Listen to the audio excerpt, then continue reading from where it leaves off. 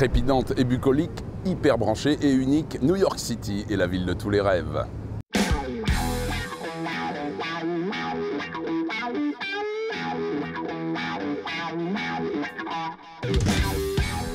Pour le lancement du circuit international des modes 70, on ne pouvait rêver mieux qu'une confrontation entre New York et Brest. Un run à travers l'Atlantique de 2950 milles.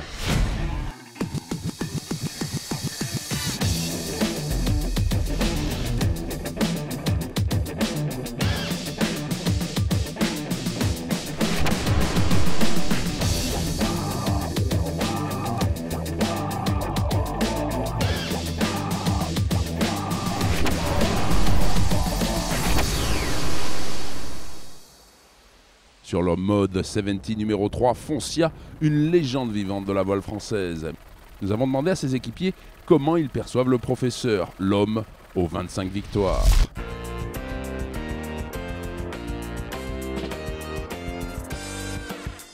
C'est mon patron, donc déjà respect. Il est vraiment différent en mer de ce qui peut être à terre. On se sent bien quand on monte à bord de son bateau. La meilleure façon de le découvrir, c'est sur l'eau, quoi.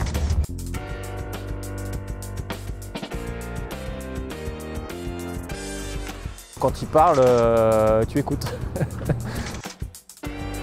La difficulté pour lui, c'est qu'il a l'habitude de tout gérer tout seul. Il y a des moments où c'est pas la peine de lui parler. Il a besoin de pas grand chose pour vivre, il mange pas, il dort pas, voilà. Il va falloir qu'on arrive à s'organiser pour qu'il aille dormir de temps en temps. Sinon, on va l'avoir derrière notre dos tout le temps. Michel Desjoyaux, I beg your pardon? I don't know. Les yeux remplis d'embrun, 4 autres skippers rêvent d'accrocher ce run océanique de 2950 milles à leur palmarès.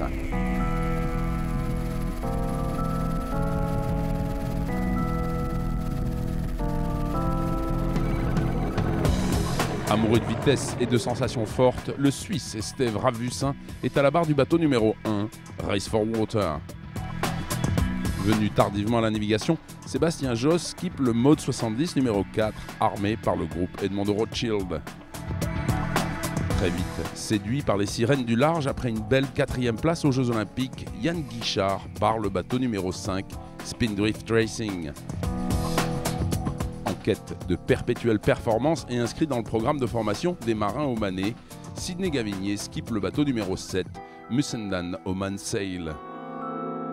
Avec des trimarans parfaitement identiques, la voile océanique entre dans une nouvelle ère, celle où les marins reprennent le pas sur la machine et se battent à armes égales. Le secret d'une victoire réside bien sûr dans la capacité des marins à aller vite, mais aussi et surtout dans l'exploitation des phénomènes météo.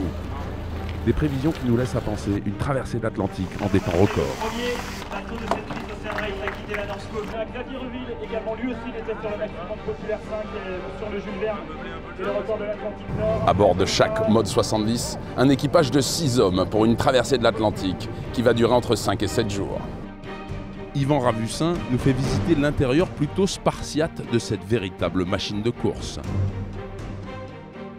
Je vous présente donc le bateau, environ 17 mètres de large, 21 mètres de long, un mât de 29 mètres, plus de 400 mètres carrés de voile au porto, 38 nœuds de vitesse maximum, donc un bel engin de glisse, de vitesse qui nous procure plein d'adrénaline.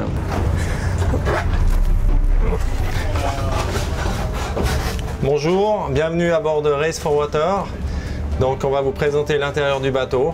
C'est un bateau qui est étroit, on est 6 hommes d'équipage. Donc il faut se déplacer tout en respectant chacun. Tous les bateaux sont à l'identique, donc au niveau, comme c'est des bateaux qui sont monotypes, ce qu'on appelle donc One Design, donc chacun a le même équipement pour respecter le poids de chaque bateau.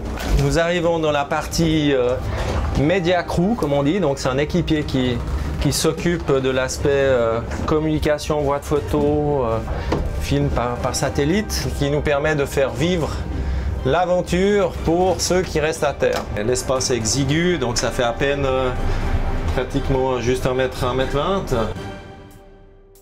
C'est exigu, c'est spartiate. mais on aime ça. Bon ben voilà, donc ici à bord de Race for Water, on passe d'un siège en carbone à un autre siège en carbone. Donc ici c'est l'endroit où se pilote, pas à la barre, mais se pilote sur l'ordinateur, donc la navigation du bateau, donc le choix de la route. Alors après la table de navigation, nous allons pouvoir passer à notre chambre à coucher. Donc notre chambre à coucher, c'est ici.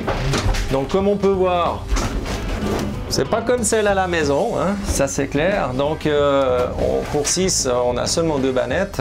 Donc 2 bannettes, comme vous pouvez remarquer, très confortables, bien sûr. À nous d'essayer de pouvoir se reposer durant notre période off. Donc et ça, il faut de la décontraction et surtout de la confiance au barreur. Les 5 mois de 70 quittent la marina de North Cove. It's showtime in New York!